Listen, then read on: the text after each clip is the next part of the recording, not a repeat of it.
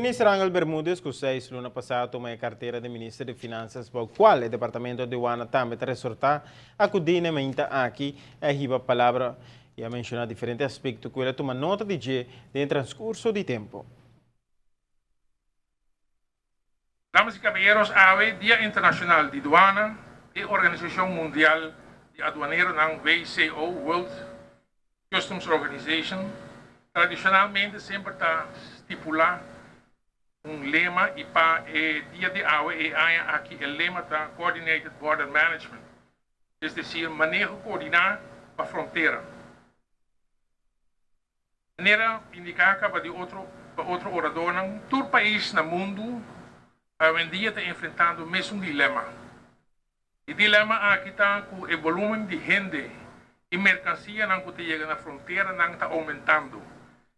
Mas no mesmo momento não tem aumento de recursos para poder enfrentar o desenvolvimento aqui.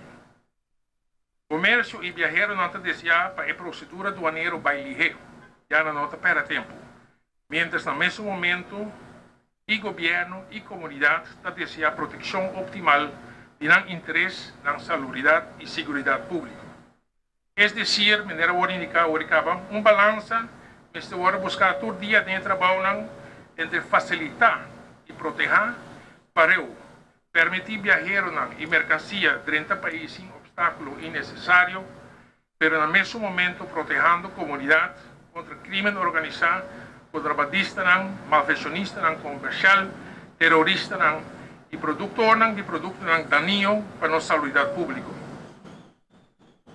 Não cabe dúvida, o Corpo Aduaneiro de Aruba também tem a dupla tarefa aqui. Controlar e cobrar invoerrechten e acções para a carga de governo e, no mesmo momento, também executar a tarefa na ribaterreno de veigen. O ministro mencionou que está consciente com diferentes aqui na isla de nossa região e que turma está assim para lograr chegar na meta desejada. Para executar as duas tarefas aqui combinadas, nosso corpo está equipado com tudo o que é necessário para poder funcionar devidamente. Lei moderno, expertício, equipo, mobilidade e liderazgo. 6 lunas passadas, agora me assumir responsabilidade, entre outros, o corpo aqui, mas queda impressionante, agora me realizar o estado como a ele tem. Comparar o corpo de aduana na isla Nambes, qual anteriormente me estava diretor também.